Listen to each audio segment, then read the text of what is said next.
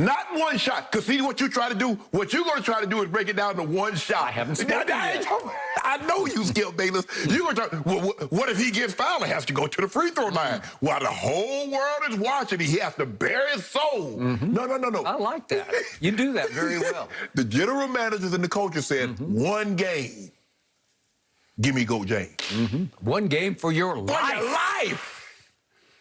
Like, when he called that Tiger Woods shot on 16 when he won that shot. Have you ever in your life? Vern Lundquist. Vern Lundquist, yes. Have you, Skip, have you ever? Do you realize that LeBron James has the highest Game 7 scoring average? He's averaging 35 points, 10 and 6. That's what he's averaging. He's won 6 of his last 7 Game 7s.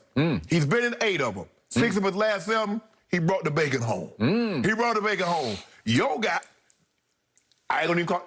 I know a guy that somebody might take in a winner-take-all game. He lost to as a matter of fact, it's fresh in my memory, he just lost a Game 7. Really? He just lost a Game 7. You know what's fresher in my memory? That guy just won his 3rd gold medal by averaging 30 points a game in 3 gold medal games. Really, Skip? That guy. Oh, we talking about the Olympics? Yeah, really, we're talking about the Olympics. The Olympics that you said the world has caught up to us in. That Olympics. Oh, my goodness. Skip Bayless, I love it. Hold on. You do realize that guy has scored 0 points in overtime. Now, winner take all. It's not how many points you score, because he had 48. Took him 36 shots to get it. He did have it. It ain't about how many points you have. Can you deliver this for your life? So you might score 60, but if you don't win the game, my guy is going to make sure you see tomorrow. That's what my guy will do. So they got it right, and you know they got it right. Last shot, you're going to want to debate last shot, say, okay, I want Dame, or I want KD, or I want Steph Curry. But if you talk about a game, 48 minutes, for your life, or the alien's going to scoop you up and take you back to yonder. That is correct. Yep. Go James is where it's at. Okay. Final answer. My turn? Yes. Thank you. I'm going to quote Zach Lowe in his piece on espn.com. This is his summary statement, just for the record. A lot of GMs and coaches, maybe most, maybe half or a smidgen lower, considering Kevin Durant's last calendar year, would draft LeBron James #1 for a winner-take-all game. Can I repeat that again? A lot. He didn't say all. He didn't say 2/3. He said maybe most.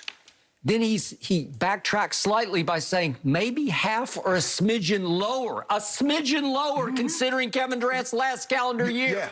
So it's possible he is acknowledging here that maybe slightly more would take Kevin Durant over LeBron James. That's what that says. Why would you do that? A smidgen lower, considering Durant's last calendar year. That's what he wrote.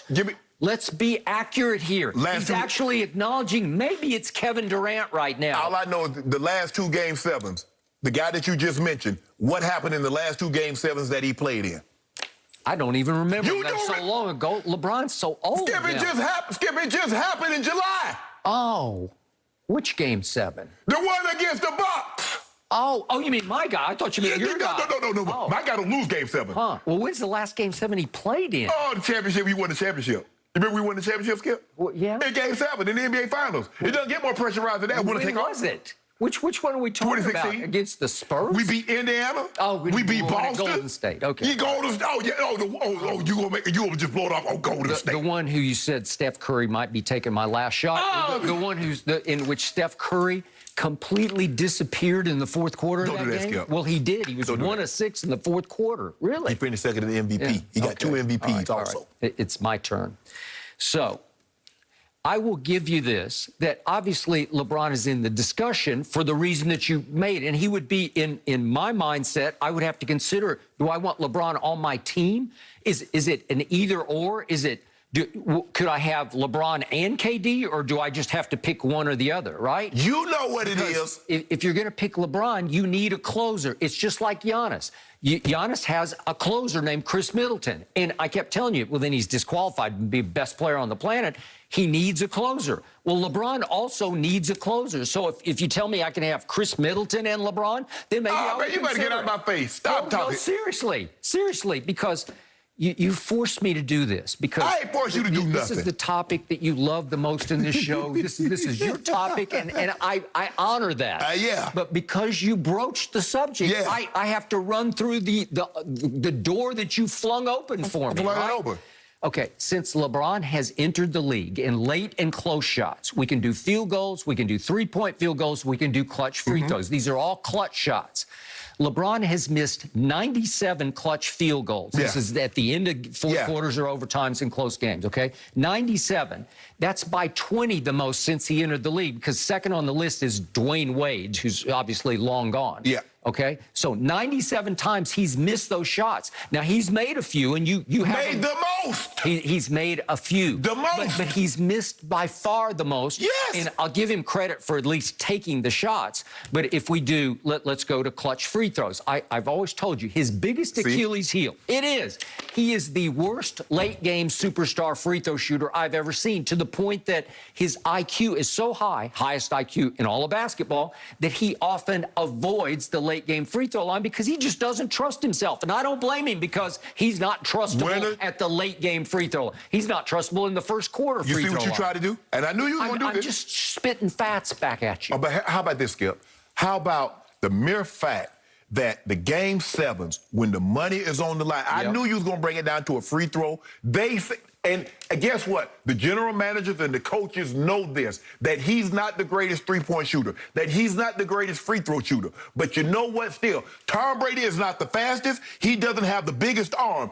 Everything that you say, but more times than not, people say in a 2-minute drive with the money on the line, they want Tom Brady. And he's not the fastest. Absolutely. He's not the strongest. He doesn't have the strongest arm, but you want to take him. Why? Because more times than not, in that moment, he's come up big. More times than not, when a winner take all, LeBron James came up. That's why he has the most buzzer beaters come playoff time. He has more than everybody. You know that, Skip. By the way, this raises another interesting question. One game for your life, and you can pick the sport. It can be football or basketball. Would you take Tom Brady playing a football game for your life, or LeBron playing a basketball game for your life? But I need Tom Brady to play both sides of the ball. I need him to play cornerback too. Well, he can't, so he doesn't. Well, that's part of the issue here. That's what you have to factor in. Would you rather have Tom Brady playing just quarterback for your life?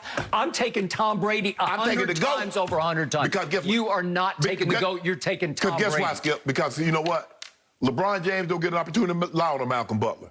He can't have that. LeBron James going to have to block the Iguodala shot. Yeah. Okay. So you're referring to a Super Bowl that Tom Brady lost when he put up 33. No. Tom Brady won Malcolm Butler when he intercepted. Oh, I thought you were talking about when Malcolm Butler was mysteriously, inexplicably benched against the Philadelphia Eagles, right? No. And Tom Brady threw for a record 505 yards and lost the Super Bowl because Belichick benched Malcolm Butler. I don't know what happened. That would be the 8th Super Bowl right there. So, okay. So back to, I didn't finish my numbers, and you brought it up, so I got to drive these points home.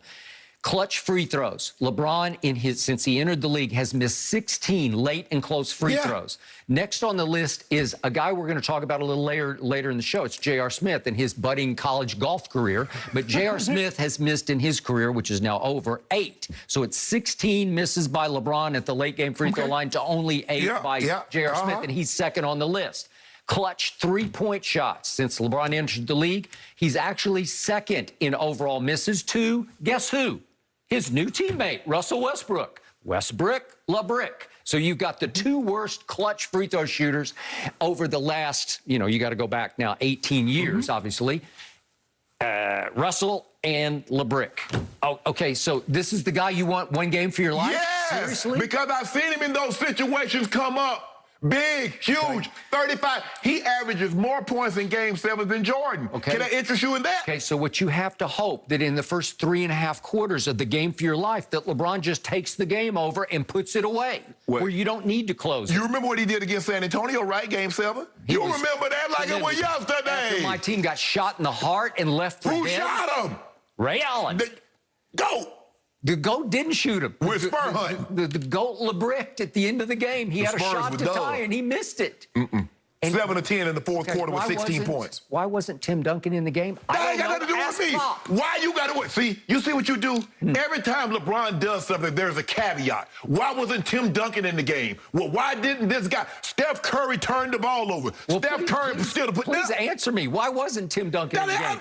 Because Chris Bosh just sort of roamed out and got the offensive brick, the offensive rebound. LeBron had enough to worry about. He had enough on his plate. Oh. He's like, this is what I need to do. And then who took the game over in overtime? He did. Okay, thank And my you. team was on the mat. It couldn't get up off the floor. We put him there. Yep. Well, Ray Allen did with the greatest clutch shot I have ever seen in any playoff game in all my years. But let this sink in for a second. This would not even be a topic